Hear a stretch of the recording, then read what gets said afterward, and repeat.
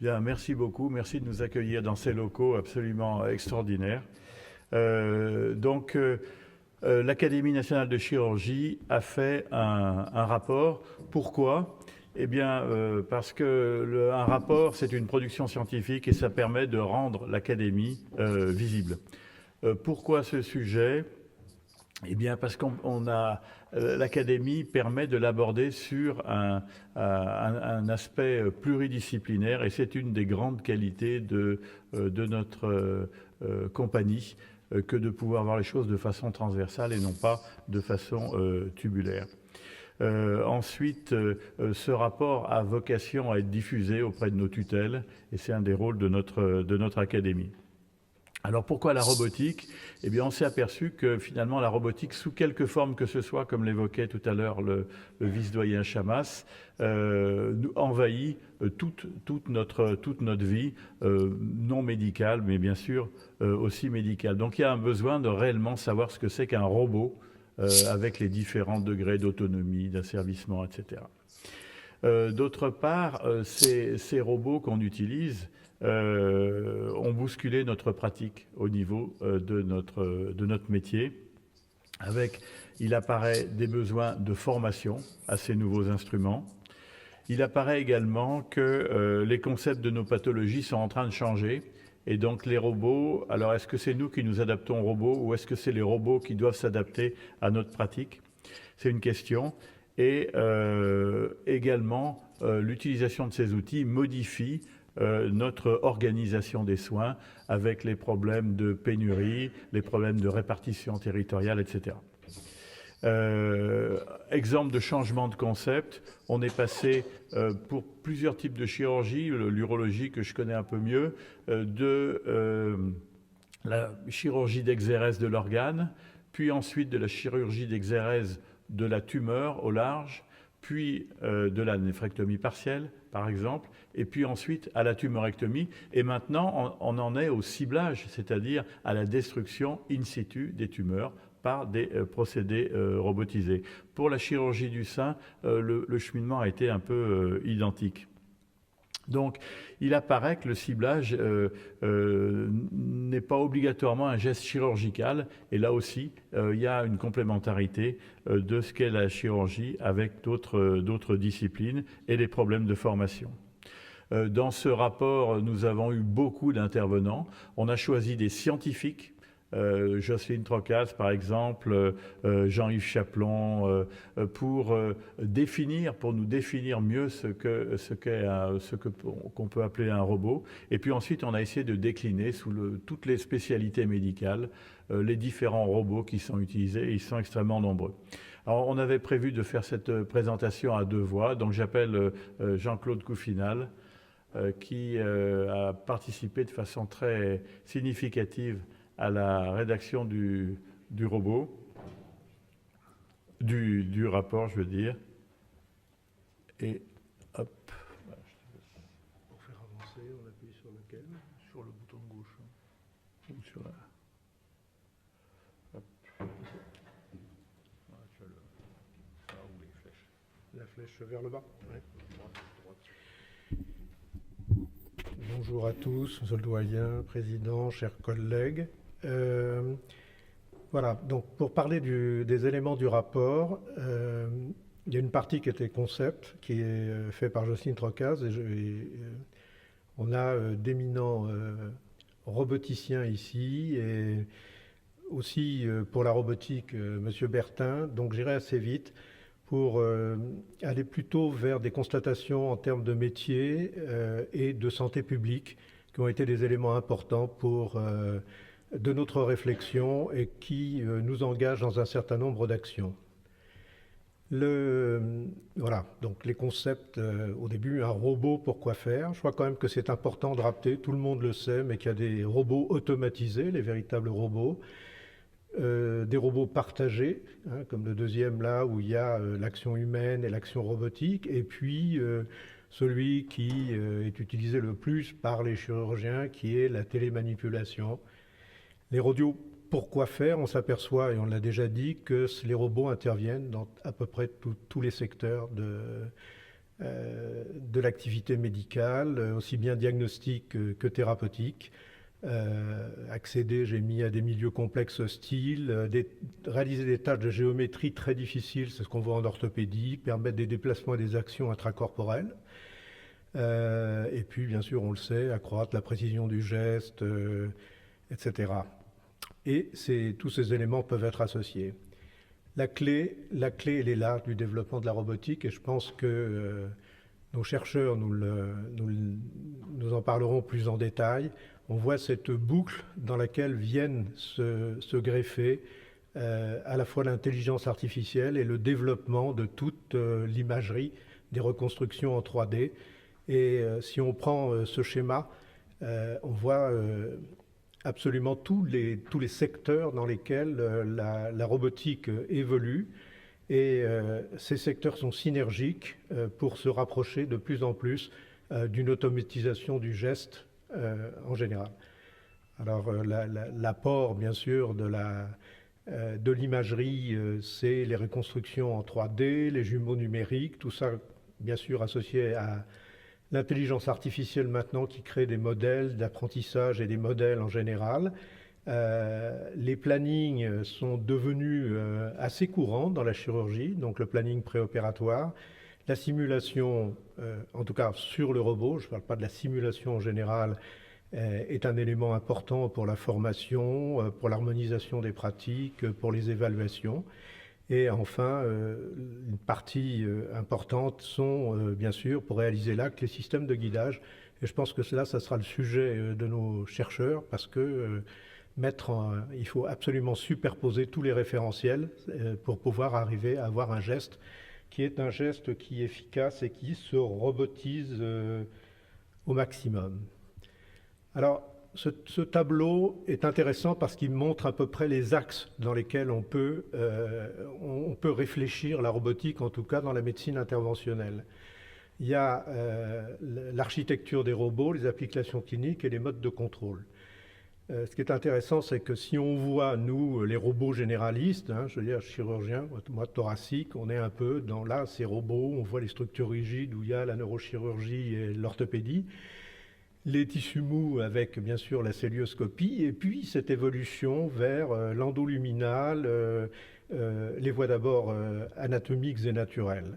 Mais ce qui est intéressant, un très grand développement est fait sur l'axe des bras robotisés, des robots spécifiques, des robots intracorporels et une grande partie de développement sur les instruments robotisés. Quant au type, alors l'autre axe de contrôle, eh bien on en vient à la on voit bien qu'on avance vers de plus en plus d'automatisation et de développement des référentiels. Je ne veux pas parler de robots, mais j'en montre là parce que c'est pour faire un petit clin d'œil. Pour montrer quand même pour la France l'histoire de Rosa avec son évolution et la généralité de l'utilisation de ce robot, montrer l'évolution de cette société avec Epion, là où on suit son avancée et naturellement les résultats des 21 cas cliniques qui ont été validés pour un début d'approval pour la destruction des tumeurs du foie, et un autre que je trouve français, c'est Nicolas Pruvot avec ce robot pour l'implantation intracochléaire. Alors c'est la preuve, c'était une première mondiale faite à Reims, à Amiens, parce qu'il y a l'association à la fois de l'approche cochléaire, mais aussi de la mise en place de l'introducteur qui permet d'amener la sonde de stimulation au sein de la cochlée. C'est unique, c'est absolument unique. Alors, ce qu'a soulevé Xavier Martin, c'est que les actes robotisés, ils rentrent dans de très nombreuses applications. Il y a actuellement, à démarrer en septembre 2020, un gros travail de l'Université de Genève sur la chirurgie et les disciplines médicales utilisant la robotique. Et dans leur premier recensement, ils ont trouvé dans une activité courante de 13 spécialités chirurgicales 73 robots. Donc ils font cette évaluation. J'ai essayé de se mettre en contact avec eux. On a essayé pour essayer de voir comment était conduit ce travail, quels étaient les objectifs. Donc les progrès diagnostiques et thérapeutiques reposent sur ces innovations. En chirurgie, on va progresser par ces technologies associées à la biotech pour les traitements un peu personnalisés. Les actes de médecine interventionnelle sont dans une croissance exponentielle et on l'a souligné tout à l'heure, il commence à y avoir une frontière entre les spécialités qui pratiquent ces actes qui est en train de devenir de plus en plus perméable. Ces actes qui sont faits par les médecins, par les chirurgiens, et on s'aperçoit que le champ des indications et des techniques chirurgicales se modifie rapidement dans de nombreuses disciplines. En ce qui concerne l'Académie de chirurgie, je souhaite rappeler la pensée de l'Académie, c'est que toute la médecine interventionnelle appartient à la chirurgie et qu'on a à l'intérieur de la compagnie des radiologues, des neurologues, des gastro-entérologues et que toutes les disciplines interventionnelles sont là. Donc je pense qu'un des axes importants et des constatations de ce rapport, c'est qu'une réflexion approfondie doit s'engager sur l'avenir proche du métier de chirurgien qui ne tient plus du tout dans le cadre académique actuel. Et c'est l'objet en partie de 2 rapports qui sont en cours, le rapport 2020 sur la formation du chirurgien et le rapport 2021 qui va s'intéresser aux écoles de chirurgie. Je voulais faire un focus particulier sur les ultrasons thérapeutiques. Je pense que un des premiers robots existants, c'est la lithotripsie en 1980, qui est passé, je veux dire, il y a d'autres solutions actuellement, a permis le concept d'abord et puis après la réalisation de l'histotripsie, c'est-à-dire d'arriver à détruire les tissus à distance, de manière totalement robotisée. Ça, c'est un vrai robot, avec, bien sûr, la progression du système des images, l'IRM au début, l'échographie pour certains, et pour beaucoup plus de précision et beaucoup plus d'indications, des images fusionnées et des constructions de guidage fusionnées entre les images d'IRM et les images d'échographie. À gauche, le schéma, ici, qui vous montre cette place très importante et ce développement très important. On voit que la partie conceptuelle qui est en bleu diminue parce que la plupart des applications sont entrées dans un champ pour certaines de phase clinique, et il y a des marquages CE, des FDA, de l'utilisation en Chine de manière importante de ces appareils. On voit que dans la chirurgie pour les tumeurs, c'est développé. On a quelques validations, enfin, on a des marquages CE, bien sûr, mais on a très peu de tarification. Et donc, c'est un des problèmes majeurs. Et j'ai mis en bas un des travaux de l'Académie de chirurgie actuellement. On a une démarche d'accès à l'innovation au marché qu'on est en train de construire avec la FSM, la Caisse, le ministère, la HAS et les industriels, le SNITEM, Meditech, etc. Donc il y a un travail important avec un rapport, avec un but, c'est d'essayer d'avoir une représentation de la chirurgie, donc de la médecine interventionnelle, au sein de l'agence de l'innovation qui devrait voir le jour d'ici, à la fin de l'année ou l'année prochaine, à la suite du travail, de la coordination de Grégory Emery à ce sujet-là. Alors, je ne suis pas obligé de parler de Da Vinci, parce que quand on parle, on revient sur la chirurgie un petit peu générale, et voilà, ça a été le seul acteur jusqu'à 2019. Alors, je mets la perfection de la chirurgie actuelle.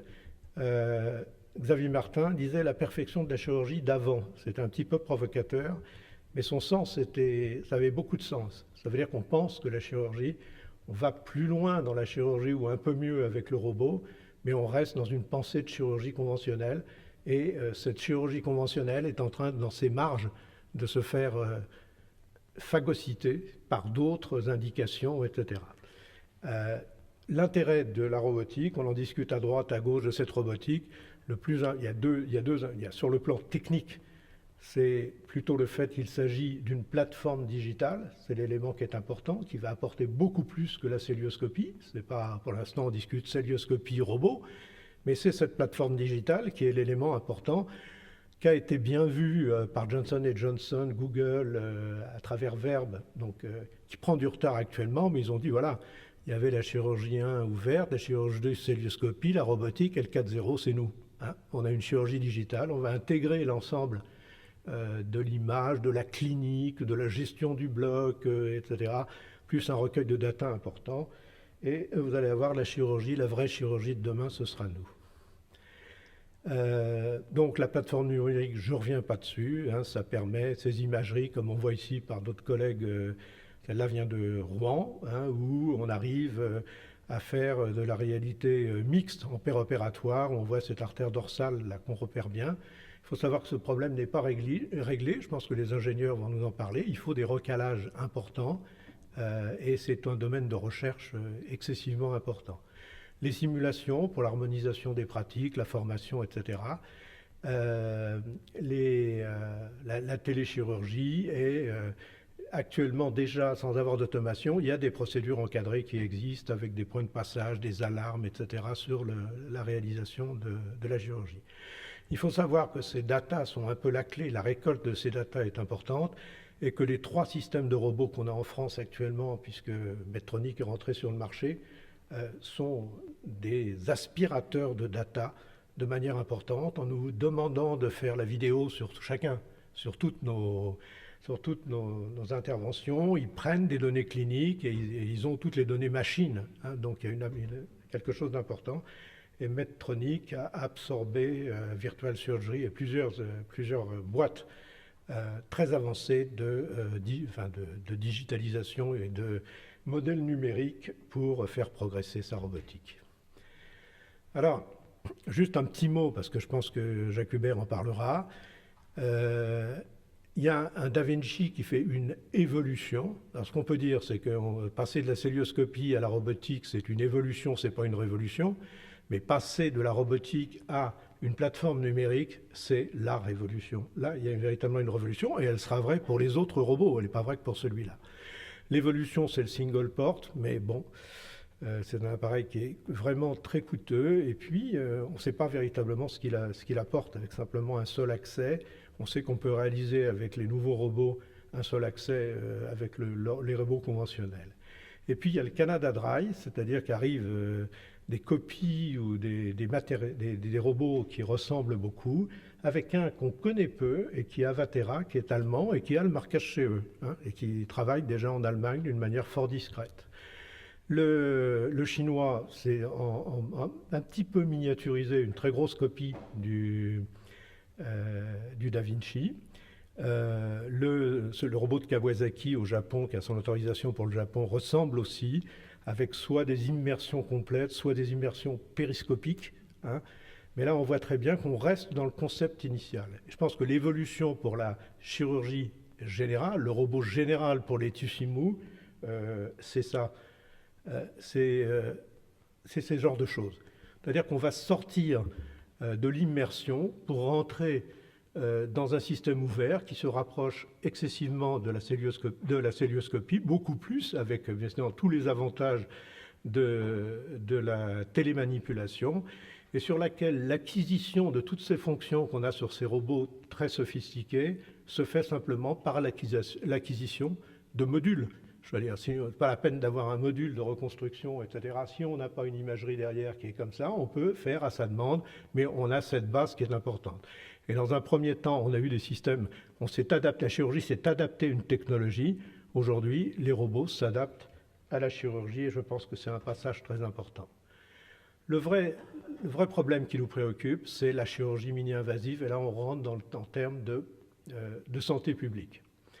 La vraie utilité du robot chirurgical, c'est d'augmenter, de casser ce plafond de verre de chirurgie, de taux de chirurgie mini-invasive. En France, on a été les premiers, on a avancé, et on s'aperçoit qu'on ne dépasse pas et on reste encore avec des marges très importantes de chirurgie ouverte sur des traceurs qui sont des traceurs où, à l'évidence, la bonne indication est le mini-invasif.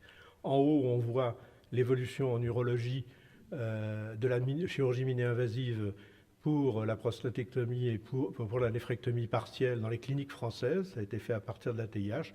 Et on voit dans le monde monter l'ensemble des taux de mini-invasifs. Ici, pour la prostatectomie radicale, en France, on est à 76%, puisqu'il reste 30% de célioscopie. Mais on voit que les pays qui ont fait un choix robotique, comme le Danemark, tout robotique, arrivent à avoir des taux de mini-invasifs importants. Dans le rapport, il y a, dans ce sens-là, un cri d'alarme de Fernandez qui dit, ben voilà, on a été les leaders de la célioscopie, on voit les chiffres en 2005, où on voit les USA avec 20% de chirurgie mini-invasive, 80% de chirurgie ouverte, et nous, on est excellents. Et on voit qu'actuellement, je veux dire, pour ces deux domaines de la chirurgie gynécologique bénigne ou maligne, il y a une supériorité en termes global de 10% d'avance des États-Unis sur la France, ce qui est assez intéressant et peut-être problématique. Pourquoi? Ce n'est pas parce qu'ils font mieux, mais c'est simplement parce qu'en termes même de santé publique, je veux dire, le fait d'avoir de la chirurgie mini-invasive est très importante. La première, c'est parce qu'on le doit aux patients, c'est la pertinence des soins. Et la deuxième, qui est évidente, c'est que une fois qu'on a robotisé de manière importante, on peut mettre en place, faire du mini-invasif, c'est pas robotisé, on met en place des organisations qui font gagner énormément de DMS, etc. Et les Danois avaient calculé pour un petit pays, presque en centaines de millions d'euros, les gains qu'ils allaient faire sur les 10 années qui allaient à venir en termes de santé publique. Donc le robot le rapporte. Il rapporte beaucoup en termes de santé publique aux patients et à l'économie. Dans le rapport, il y a deux parties qui s'intéressent à la santé publique, que m'avait confié Xavier Martin, qui était de publier l'étude que j'avais faite pour l'ARS Île-de-France. En sachant que, je veux dire, on ne peut pas extrapoler du tout ce qui se passe en Île-de-France, qui est vraiment une région très particulière, mais j'en disais ce matin en discutant que c'est très intéressant de se poser les mêmes questions en région, en essayant de comprendre quelles sont les particularités et s'il existe ces problèmes de démographie sanitaire, comme il existe de manière excessivement patente en Île-de-France. Alors, ce qui m'avait choqué avec François Richard, on a été un peu à l'origine de la construction du PRS2 pour l'Île-de-France, et on s'est rendu compte qu'il y avait dans la robotique, vous voyez, bon, on prend la cartographie de l'Île-de-France, on a une zone 1 qui est la zone de Paris et d'une partie de la Petite Couronne, en associant dans la Petite Couronne le 78, qui est une région sociale à taux de revenus élevés, etc., d'éducation, et en mettant dans la Grande Couronne le 93, qui est à l'opposé. Et on s'apercevait, vous voyez, des choses qui nous choquaient énormément, c'est qu'on avait, vous voyez, la répartition des robots, et qu'il y avait quand même un problème majeur sur cette répartition. Alors on peut se dire, il n'y a pas le même nombre de robots, est-ce que ça a une importance ou est-ce que ça n'a pas d'importance en termes de santé publique? Et là, on était un petit peu surpris, c'est-à-dire qu'on s'est rendu compte que l'accès à la robotique, on le comprend dans cette affaire, on voit que cette zone 1, Paris et une partie de la Petite Couronne à 70% d'accès à la robotique, ceci étant sur le marqueur, j'ai oublié de le dire, de la prostatectomie radicale pour cancer, et que 30% n'avaient pas accès. Jusque-là encore, on peut se dire, peut-être ils n'ont pas accès. Mais on regarde le taux résiduel de chirurgie ouverte. Et là, il y a 3 fois plus de chirurgie ouverte dans la zone 2 que dans la zone 1. Et il y a une DMS qui est de 2,2 ou 2,5 jours, ce qui crée déjà simplement sur l'Île-de-France, pour cette DMS, pour une seule discipline, ça crée 1 million d'euros. J'avais fait le calcul qu'avec les autres disciplines et les taux, on arrivait à peu près à 20 millions d'euros de différence de gains si on avait une chirurgie mini-invasive qui était répartie en Île-de-France, ce qui est quand même pas mal parce que ça paye les robots. 20 millions par an, un robot ça s'amortit sur 7 ans, ça fait 140 millions.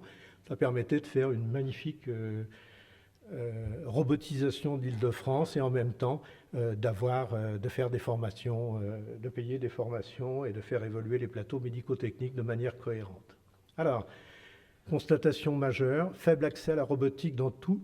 ça impacte tous les fondamentaux de la politique de santé pour la moitié des habitants, presque la moitié des habitants de l'Île-de-France. Démocratie sanitaire et pertinence des soins, c'est nos 3 piliers, territorialité, efficience économique. Voilà les piliers. Perte de chance, puisqu'on sait qu'on a une petite différence entre la chirurgie ouverte et fermée. Le taux de mini-invasif, on le sait, une DMS plus longue. Et la territorialité. Alors pour nous, c'est vécu de façon très importante sur les hôpitaux périphériques. Les hôpitaux périphériques font le même volume de chirurgie générale, entre guillemets, que l'assistance publique. C'est à égalité, c'est le même poids. Hein, c'est moins que le privé, les SPIC sont derrière, un petit peu derrière, mais ces deux, voilà. Donc c'est quand même assez important de voir qu'on a une partie, la moitié, et en sachant que l'assistance publique a en chirurgie de référence de CHU un taux d'activité qui est inférieur à 4% de son activité, donc beaucoup d'activités dites de proximité. La territorialité, je veux dire, les urologues, notre service à Argenteuil, c'est la perte de 3 urologues de talent qui sont partis pour aller vers un système robotisé, etc. Donc pour eux, Argenteuil, c'est 120 000 habitants pour la ville et une influence sur 300 400 000 habitants. Ça vaut un CHU de certaines villes dans les régions. Et puis, ça fait baisser le taux d'activité sur les secteurs de marqueurs, si vous voulez, de l'autorisation de chirurgie de cancéro. Donc on voit, bon, les chirurgiens s'en vont, il y a un effet domino qui se produit, et voilà, et parallèlement, la chirurgie est liée à l'anesthésie. L'anesthésie est indispensable dans les maternités de type 3, et 75% des accouchements de l'Île-de-France sont faits dans les hôpitaux généraux. Donc on voit vraiment qu'on a un problème grave de santé publique. L'efficience économique, je vous en ai parlé, le Danemark l'a choisi, beaucoup d'autres pays sont en train de réfléchir à ça, pour robotiser dans ce sens, pas forcément avec le Da Vinci, je pense avec d'autres éléments, le terme n'étant pas la robotique, étant simplement le taux de chirurgie mini-invasive qui permet la RAC, qui permet toute l'évolution. Et bien voilà, c'est tout ce que j'avais à vous dire à ce sujet, en vous remerciant de votre attention, et voilà.